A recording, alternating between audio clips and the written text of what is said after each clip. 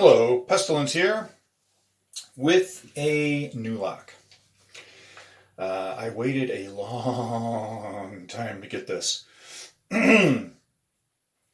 I purchased this off of eBay from a seller in Montevideo, Uruguay. And I thought that it was stuck in California for over a month, but it turns out I don't know what that package was. I probably will never see it. However, the seller didn't even ship it until, I don't know, a week or so ago. And it only took maybe 3 days to get here. He shipped it via FedEx. So, what is this lock? This lock is a Lips, which was a Dutch company. And here's the key. It has, as you can see, two keyways. The one on the right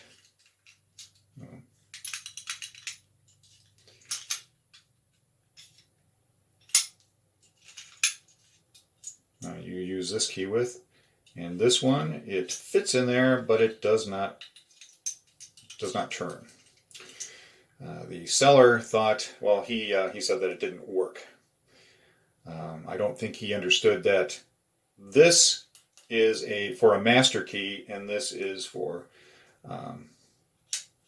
this key. Now, from what I have found out, these locks were used for two primary reasons, or two different things. One, it was used on zoos, and the second one, it was used in prisons. So, you can probably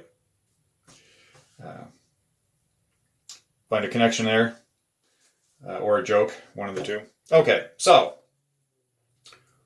I will give you a little background on that. This is a lever lock, by the way. I do not know how many levers, but here's the key.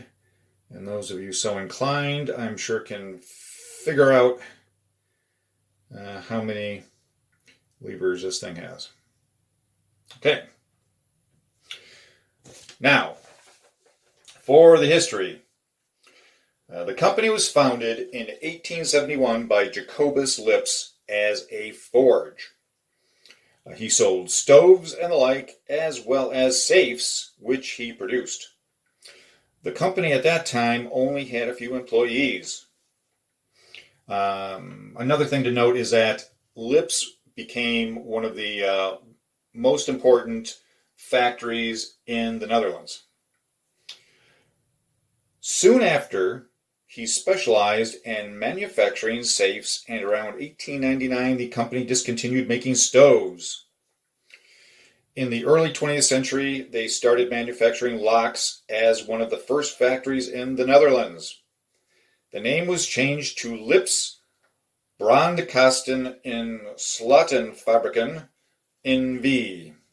Almost immediately after this, a factory in Belgium was set up and became Vago SPA, acquired in Italy. Okay, the successors of Jacobus Lips were his sons Bernard, Jan, and Han, and son-in-law Vincent Eras. The last director in the family was Han Lips' son, Ben. Okay, there's a connection that I will tell you about in a minute with his son-in-law. Okay, in 1971, Lips was taken over by Chubb. It said in the history, the British Chubb. Sounded like they were taken over by a fat guy. The company was split into a lock factory and a safe factory in 2000. Coincidentally, in 2000, the Lips Lock Factory was purchased by... Anybody got an idea? Anybody got a guess? Who? Assa Abloy. And while they were in the neighborhood, they bought up another lock manufacturer in the Netherlands. So, what is the connection between this and Vincent Eras, who was his son-in-law? Well, if I can turn around. Okay. Bum ba bum.